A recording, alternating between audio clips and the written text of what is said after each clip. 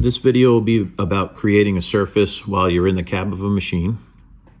We tap the power button and go to Data, and then Surface, and then New. We have to name our surface always first. So we're going to call this one Flat Test.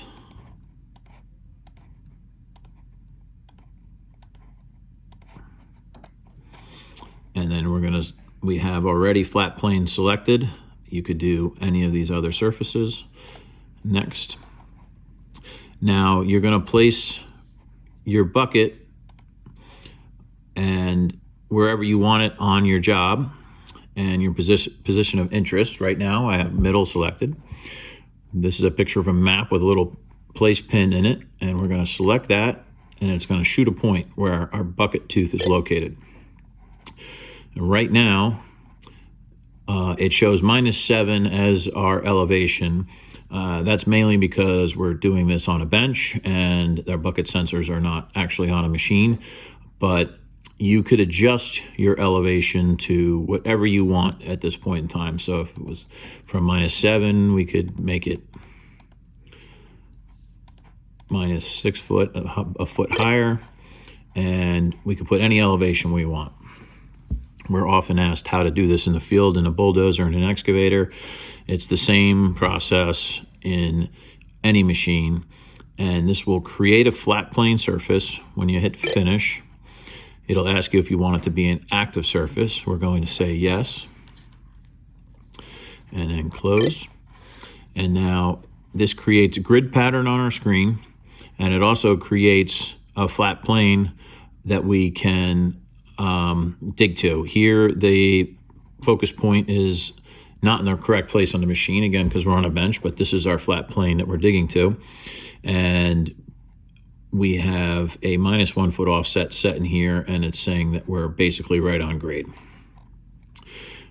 If you want to switch between surfaces that you have to go to Active Surface and pick whichever surface that you want. If you pick none, it's going to have 0 grade information, and therefore you'll have this on the bottom. It won't have a cut or fill because there's nothing to grade to.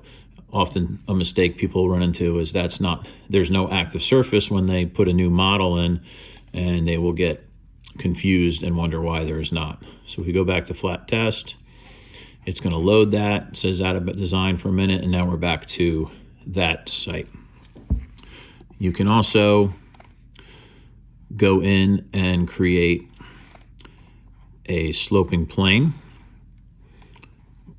We're just going to call this 1, 2, 3, 4, 5, and sloping plane surface. Sorry, you have to select your surface first. So 1, 2, 3, 4, 5. We'll hit next. And now for a sloping plane, it's looking for 2 points, a point A and a point B. We're still again on the middle. So we take our excavator bucket or our bulldozer bucket and place it where we want to shoot point A. And then we're going to go and move to the other point that we want to meet and hit point B. Now it shows 0 crossfall. It's showing our grade at 230. Now these are made up numbers at this point in time that don't mean anything to us. So we could go in and say put a 2% slope in, and it's going to show the direction at which you shot your point. So it's going to go from A to B. We're going to hit finish, make that our active surface, and now right here it's showing the fall, the 2% fall that we created, and it shows the line, and then we can dig to that line. Obviously in the field you would move your bucket to a lower point and you could change your grade. Now we can go back into surfaces and we could look at different surfaces and adjust them. We can't edit the current surface. So if we make something else active, we can go back to our 1, 2, 3, 4, 5. And now we can edit that surface and say change it to a 3%. Or we'll change it to something that you'll be able to see. So let's make it 30%. And you can also change your crossfall. So you can put in a positive or a negative number would change the way the crossfall. So we'll put in a negative 6% here. And we'll hit finish. And when we go back, you're going to see here's our 30% now. And you'll also have a crossfall on that surface.